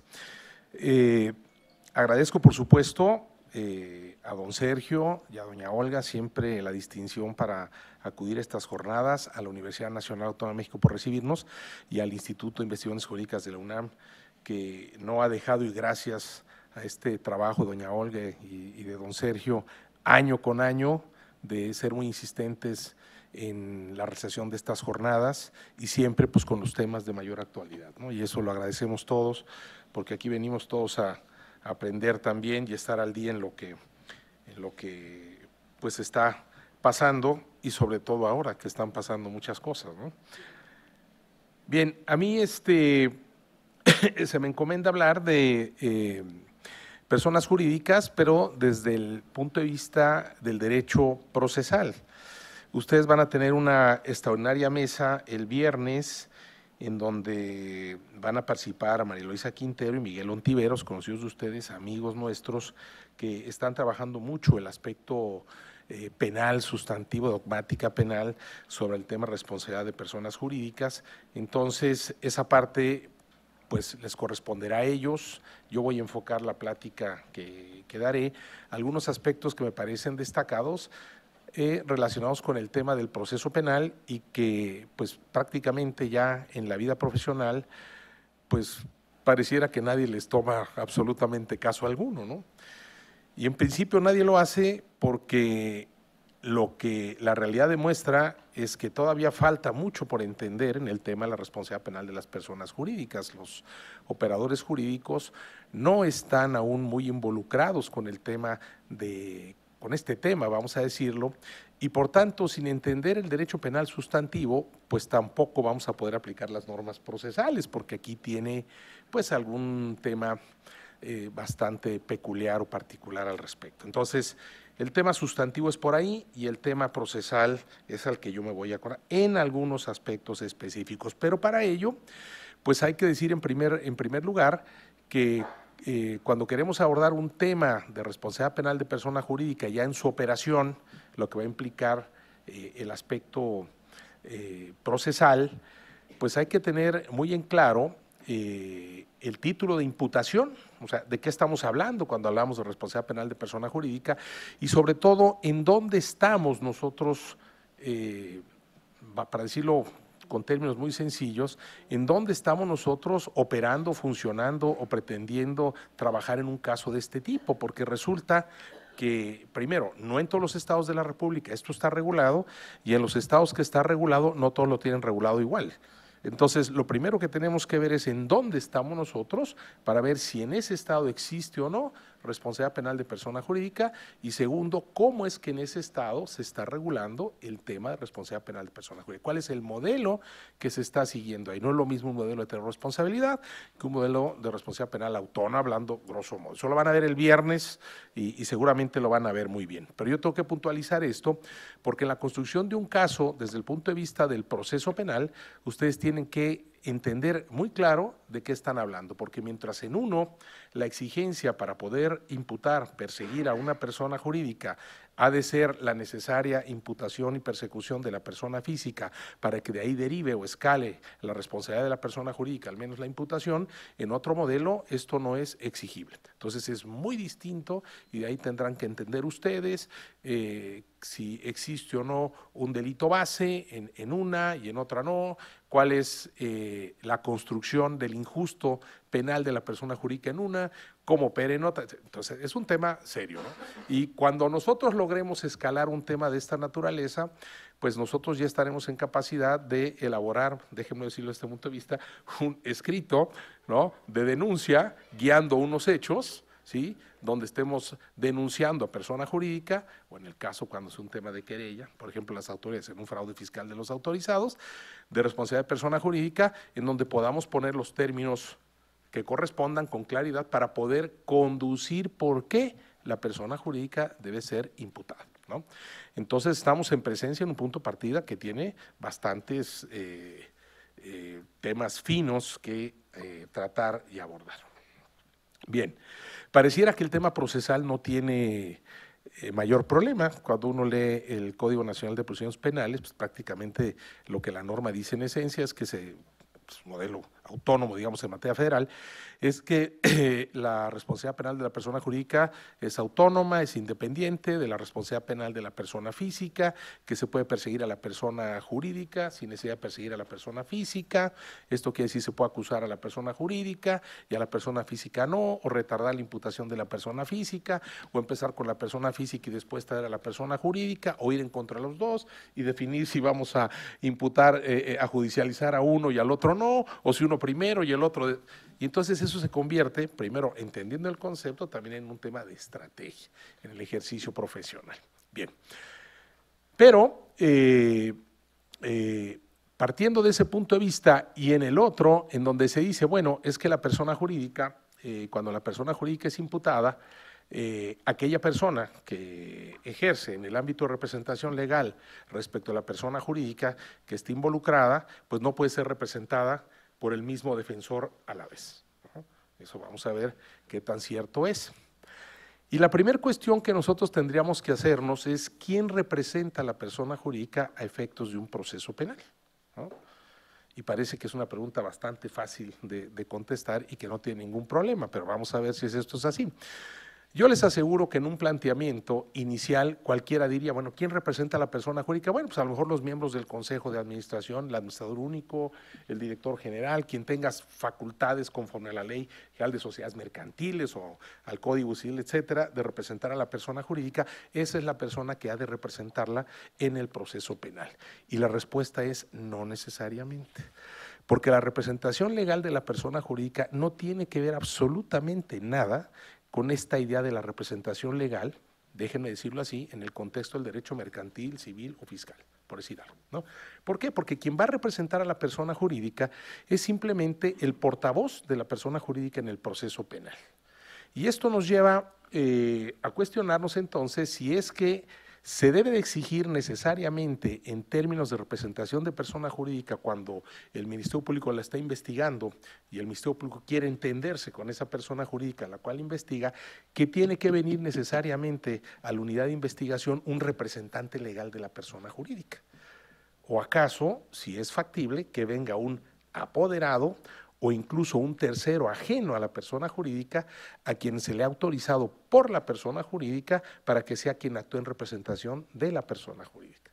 Al fin y al cabo hay que partir de la base de comprender o de tener muy claro, entender que en este caso es el ente jurídico el que está en el centro, ¿sí?, de la investigación y que es el objeto, lo que se va a llegar a buscar, la judicialización, la imputación de ese ente jurídico. Y que la persona que va a ser quien hable por la persona jurídica, pues esa persona no tendrá absolutamente ninguna consecuencia de no ser que mienta, si es que habla, ¿no? No tendrá ninguna consecuencia de trascendencia para ella como persona física, porque la trascendencia o las consecuencias serán para la persona jurídica. Entonces, esto ya nos empieza a dibujar, digamos, la idea que existen distintos modelos procesales en el derecho comparado, justamente de establecer para algunos, ¿sí?, que ha de ser alguien que tenga o sienta representatividad legal en el seno de la persona jurídica, quien deba comparecer en representación de la persona jurídica cuando ésta es investigada, es imputada de un hecho delictivo. ¿Bajo qué idea? Pues decir, debe ser una persona que conozca, que sepa qué pasa con esa persona jurídica, ¿no? ¿Qué hace, a qué se dedica? O sea, que puede en dado caso, si va a tener alguna intervención, pues dar razón del contexto de la persona jurídica, ¿no? Otros modelos procesales adoptan la posibilidad de que sean terceros los que puedan representar a la persona jurídica.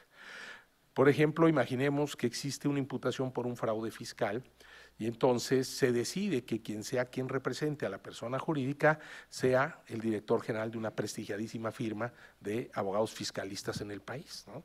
Qué mejor que tener aquí al director de una prestigiada firma que es un fiscalista experto junto al abogado penalista, y así tengo un perito además del otro que yo voy a nombrar, por ejemplo, ¿no? Entonces hay modelos que adoptan o aceptan esta posibilidad de que sea alguien de esta naturaleza quien pueda ser quien represente a la persona jurídica.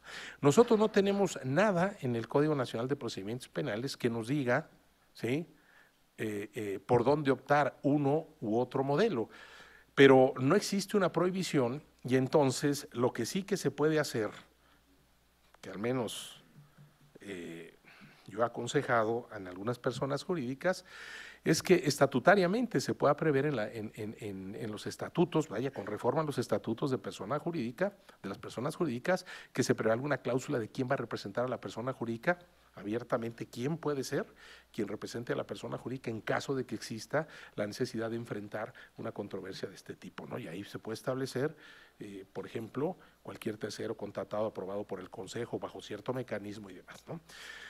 Entonces, bueno, esto hay que entenderlo porque pudiera ser el caso que cuando una persona jurídica, vamos a pensar, se presente frente a un juez de control para conocer una imputación y la persona que esté haciendo la representación de ella no sea un representante legal en términos, por ejemplo, para que sea más claro, de la ley de sociedades mercantiles, de la ley general de sociedades mercantiles, a lo mejor el juez diga, no, pues usted no tiene representación aquí, ¿ven? Porque siempre tienen esta idea cerrada de que la representación tiene que ser esa que la ley, pero no estamos hablando de la misma representación. Entonces, ese es un primer punto que hay que considerar, ¿sí? Y es un tema que hay que resolver en los casos concretos. Entonces, siempre hay que, cuando representamos personas jurídicas, bueno, hay que tener muy claro quién va a ser quien va a acudir por la persona jurídica. La norma no lo dice, pero creo que podemos establecer soluciones a través de este tipo de mecanismos, ¿no?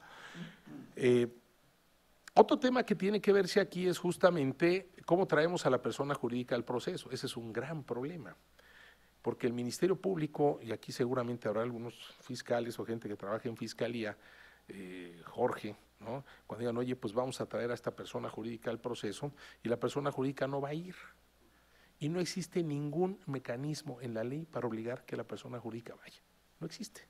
Absolutamente nada en el código prevé obligar a la persona jurídica a acudir, lo voy a decir, a la investigación, al proceso. No existe nada. ¿A qué me estoy refiriendo? Se investiga una persona jurídica y lo que hacen las autoridades mandan una cita, vamos a decir, a la persona jurídica para que comparezca un representante legal. Y en la persona jurídica y los penales vamos a decir, ¿por qué el representante legal? ¿Por qué tú? ¿Tú a título de qué vas a ir? ¿Por qué tú? ¿O por qué tú? ¿O por qué tú? ¿No? ¿A título de qué? Ah, es que tiene que ver el representante legal. ¿Por qué? ¿No? Si quien decide quién va a representar a la persona jurídica en términos de una defensa penal es la propia persona jurídica. Estamos hablando de una representación que es distinta a la representación que se tiene como un contexto natural o normal, ¿no? Entonces, claro, la autoridad dirá, bueno, no puedo traer a la persona jurídica, pues ¿cómo le voy a hacer para poder ir hacia adelante en una investigación, ¿no? Bueno, eso tiene solución en el derecho comparado, en el nuestro no. En el nuestro no está solucionado. En el derecho comparado, voy a poner el caso más cercano, que es un caso en el cual estamos experimentando mucho, estamos aprendiendo cuestiones, que es en el derecho español existe una especie, y es lo que justifica en estos casos por la naturaleza misma de lo que es una persona jurídica, ¿no?, entendida, ya dejen ustedes de la parte organizada, etcétera, sino del ente como tal, que no viene caminando, ¿no?, sino viene con alguien que la represente con voluntad para hacerlo, ¿no?, pues existe una especie de procedimiento en ausencia. ¿Bien? Hay una especie de procedimiento en ausencia garantizando a la persona jurídica con la presencia del abogado defensor y si no abriendo otro debate importante que es la posibilidad de que si no viene, si es factible o no imponerle a la persona jurídica un defensor público, ¿no? ¿Por qué? Porque la defensa pública nace con la idea de ser propia, participativa, para quienes menos tienen, lo voy a decir de una manera muy sencilla, ¿no? Y entonces dice, bueno, pues es aquí, lo que está en medio son los recursos. Ah, pero entonces vamos a debatir, bueno, pero las medianas empresas no tienen, las pequeñas empresas no tienen. Ese es otro debate que tenemos pendiente en México. Otros lugares ya resuelven, otros dicen, no, el defensor público no puede representar a la persona jurídica. En otros países, por ejemplo, como Chile, sí, una persona que tiene recursos importantes se puede representar por la defensa pública y tiene que pagar un costo económico, ¿no? Entonces hay soluciones en el derecho comparado de otra envergadura, pero el debate central es si la defensa pública debe asistir o no a una persona jurídica. Entonces tendremos que entrar a discutir otro tipo de razones, ¿sí?, que entran en el ámbito de la posibilidad de enfrentar una defensa a una persona jurídica, ¿sí?, y que no justificarían que el Estado gaste recursos en una defensa pública para esa persona, ¿no? Quizás seguramente aquí la Corte, pronunciándose en un tema de este tipo, se evite cualquier problema y diga, bueno, la defensa pública es para todos y se acabó, ¿no? Pero esto no crean que es así de sencillo. Este es un tema de debate fuerte en el ámbito del proceso penal de la persona jurídica. Entonces tenemos en principio quién representa. En segundo, cómo vamos a hacer que la persona jurídica vaya al proceso si no quiere ir al proceso, ¿sí? Y no podemos lograrlo si no tenemos una cuestión de este tipo. En tercero, si tenemos que establecer un mecanismo ante la falta de presencia de la persona jurídica al proceso, ¿qué vía de solución se puede establecer? ¿Sí? Cuarto, si es posible imponer contra voluntad de persona jurídica una defensa o en el caso una defensa pública, ¿no? Como ven, estamos empezando y hay problemas, ¿no? Entonces siempre nos quedamos por encimita, pero tiene problemas bastante serios. Y por otro lado, claro, la persona que llega a estar presente, digamos, compareciendo en representación de la persona jurídica, si existe la probabilidad mínima que esa persona se pueda ver involucrada en los hechos que se investigan, pues esa persona está impedida para poder participar en representación de la persona jurídica, con la mera probabilidad. Está impedida porque hay un conflicto claro de intereses. Ahora, y si no lo hay, si la persona no está impedida, entonces tenemos que cuestionarnos si ese representante legal que acude, vamos a decir así, en representación de la persona jurídica, efectos de una investigación o de un proceso penal, ¿sí?, ese representante legal actúa de la misma manera cuando ese representante legal hace afirmaciones por la persona jurídica que un representante legal de la persona jurídica que es, por ejemplo, citado como testigo, ¿no? En otros términos, ese representante legal de la persona jurídica que acude a la investigación y que al declarar en investigación con la representación legal que tiene, realiza una serie de afirmaciones que se traducen en lo que nosotros podríamos decir es una verdadera confesión de lo que sucedió, cómo se decidió en el seno de la persona jurídica, la comisión de hechos delictivos, etcétera. Si eso es para el proceso penal la persona jurídica confesión o no, eso no va a ser confesión, porque insisto, esa representación legal no es la representación de la persona jurídica en el proceso, ¿ven? Entonces, los hilos son bastante finos, ¿no? Hay que saber decir, ese será un simple testigo, pero eso no podrá ser un tema de confesión, por mucho que sea el presidente del Consejo, pero que estás traído al juicio como un testigo, vamos a decirlo así, en el ámbito de la investigación o del proceso, ¿no? El único que puede hablar y impactar con sus manifestaciones a la persona jurídica es quien está sentado haciendo los actos de representación de ella que están reconocidos ante la autoridad, ¿okay? No los representantes por afuera. Bien. Y si existe el conflicto en cualquier momento, como yo les decía, pues no podrá de ninguna manera continuar con esa representación. Y si esa representación no se puede continuar, entonces tendremos que cuestionarnos si la autoridad le puede imponer la representación a la persona jurídica. Si está facultado, ¿no? Por ejemplo, el Ministerio Público o el juez, pues no la tiene, pues le voy a poner, voy a decir, por ejemplo, un interventor o le voy a poner un defensor, o la representación que sea. ¿Puede la autoridad o no? ¿A qué me lleva todo esto? Al contexto de los derechos humanos, ¿no? ¿Esto me lleva a qué? A que, claro, Si bien es cierto, la Corte Interamericana ya dijo que en el ámbito de la Convención Americana de Derechos Humanos las personas jurídicas no tienen reconocidos los derechos, ¿sí?, de la Convención, la Corte en México dijo que las personas jurídicas sí tienen derechos humanos y cuáles van a ser los que sean inherentes a la función de la propia persona jurídica. Los de la persona física no pueden ser todos, obviamente, ¿no? Sino los que sean propios de la operación de la persona jurídica. ¿Y esto qué quiere decir? Que todo el ámbito de aplicación en el contexto del artículo 1 de la Constitución, en los términos de los dispositivos respectivos de la ley de amparo, o sea, todo lo que tenga que ver con la posibilidad de argumentar derechos humanos que se encuentran contenidos en instrumentos internacionales, no aplican en México para las personas jurídicas. Tenemos que trabajar con el contexto constitucional, ¿sí? Entonces, vean ustedes cómo cambia cuando yo puedo tener al lado a una persona física, ¿no?, que a ese sí le aplica todo lo demás, pero yo no puedo mezclar los conceptos. Entonces, persona jurídica. El tema netamente procesal. Bueno. Y todo mundo habla entonces de que la defensa de la persona jurídica principal, digamos, como dice Miguel de Saque, pues son los programas de cumplimiento, ¿no? Y aquí todo el mundo ha escuchado los programas de cumplimiento, el Criminal Compliance Program, y todo, ya todo el mundo estamos llenos del programa de cumplimiento, son programas de prevención para evitar la comisión de delitos, etcétera, en el seno de las personas jurídicas. Está bien, suena muy bien, ¿sí? Pero eso en el ámbito del proceso penal, ¿cómo opera? ¿No? Porque yo digo, oye, yo tengo un programa de cumplimiento aquí en la empresa, está una investigación y comparezco y digo, oye, Ministerio Público, pues aquí está mi programa de cumplimiento, bonito, ¿no?, en hojas limpiecito, ¿no?, con moñitos y todo, ya está el programa, entonces ya la persona jurídica ya no es responsable de nada. Y eso, pues fíjense que no es así, ¿no? Fíjense que no es así. Hay que partir de un principio en esto. No es obligatorio tener un programa de cumplimiento, ¿eh? O sea, eso que quede claro. No es obligatorio tener un programa de cumplimiento para evitar la responsabilidad penal de la persona jurídica. El tema es que si yo no tengo un programa de cumplimiento, va a ser más difícil, ¿sí?, la defensa de la persona jurídica.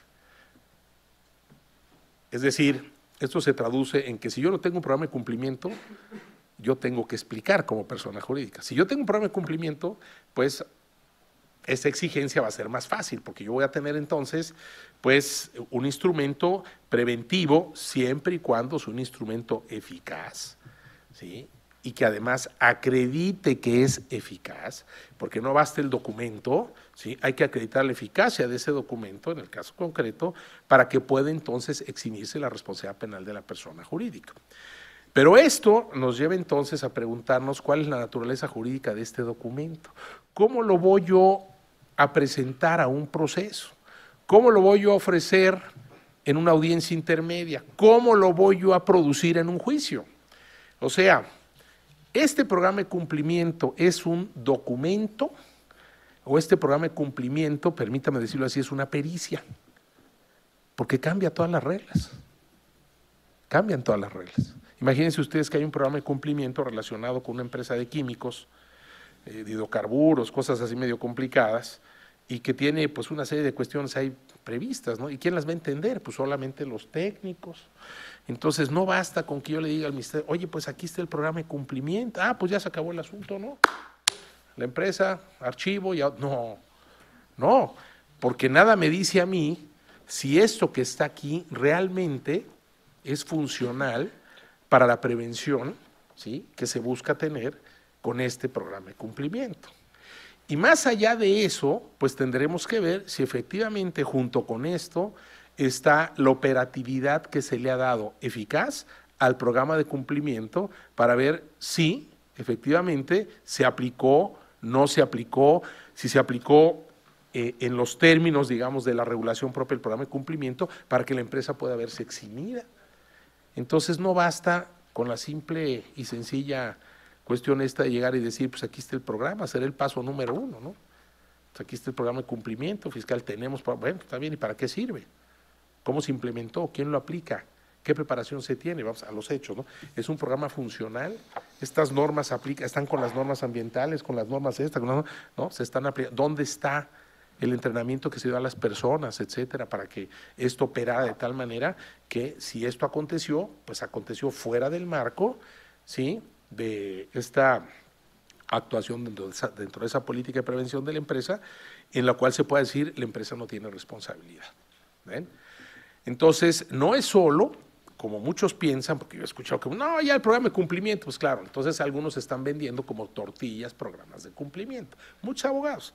Esas en México, se ha hecho en España y en otros lugares, es así de, ¿quieres tu programa de cumplimiento? ¿De cuántas hojas? Botón, te cuesta 300,000 pesos. Así hay mucha voz en México, ¿no? Y esto es un problema, porque no se trata nada más del papelito, son trajes a la medida y que cuya elaboración tiene un contexto complicado. Bueno, entonces, tenemos otro tema que es importante en el ámbito del proceso penal de persona jurídica, que es entender la materia de la prueba en términos de la persona jurídica y esencialmente los programas de cumplimiento. ¿Por qué? Porque el programa de cumplimiento, pues si esto está bien hecho, funciona bien,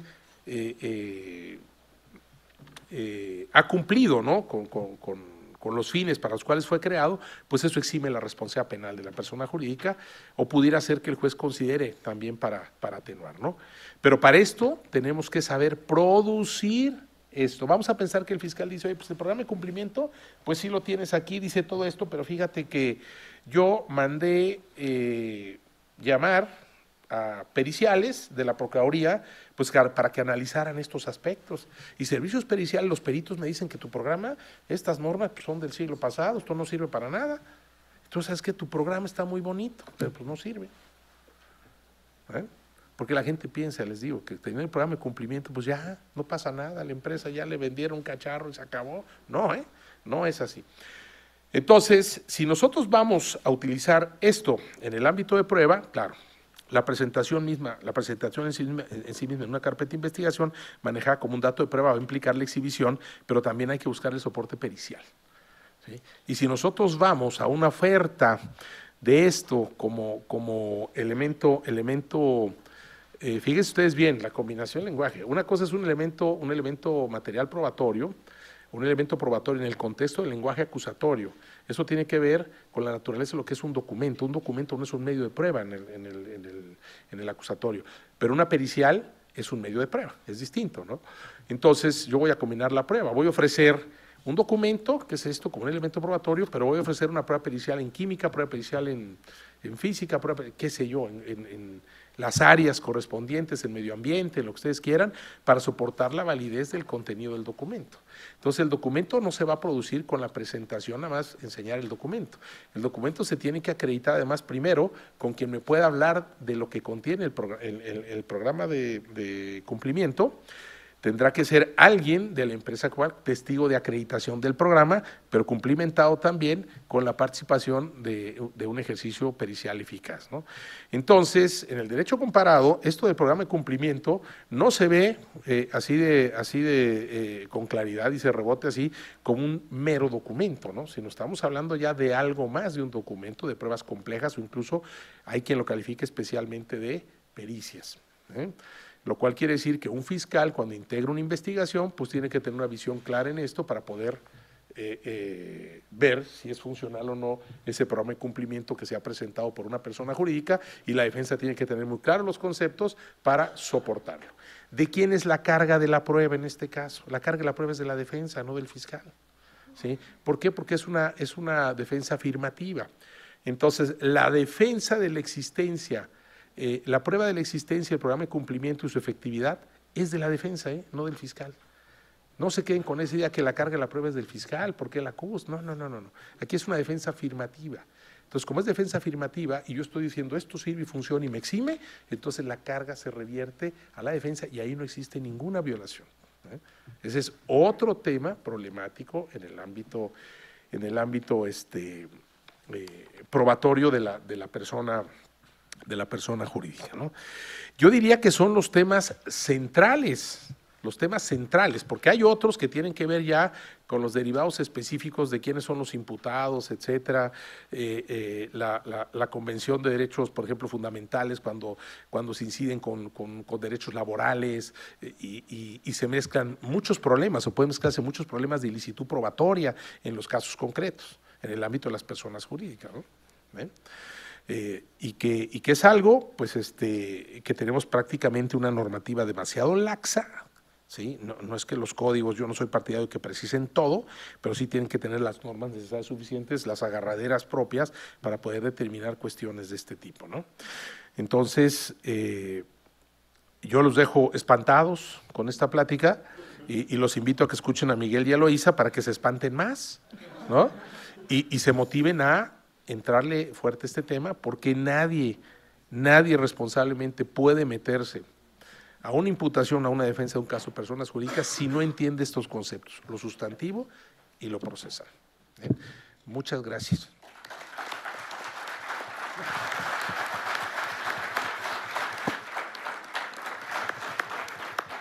Muchas gracias. El doctor Rodolfo abordó el tema adjetivo respecto a las personas jurídicas, en donde es indispensable partir de la realidad en que no todos los estados de la República regulan la responsabilidad penal de las personas jurídicas y en los que sí se regula está abordado de diferente forma o modalidades. Analizó la responsabilidad de las personas jurídicas bajo estos diferentes modelos y establece que nuestro Código Nacional de Procedimientos Penales no delimita la prohibición, por lo tanto, se recomienda incluir en sus estatutos la representación de un tercero, dividiéndolo entre el modelo de representación entre los miembros de la misma y terceros, y desde un análisis de derecho comparado, concretamente el derecho español o chileno, se analizan propuestas para integrar lagunas legales como el procedimiento en ausencia y la representación de la defensa pública. Por último, evaluó la naturaleza jurídico-procesal del programa de cumplimiento como una forma de prevención, aunque no es obligatorio legalmente, se recomienda para eximirse de responsabilidad de la persona jurídica, pero se necesita otorgar un soporte de validez como prueba pericial. Muchas gracias. No me resta más que otorgar mi reconocimiento y agradecer a doña Olga y a don Sergio la invitación al panel y entregarles justamente el reconocimiento al doctor Jorge.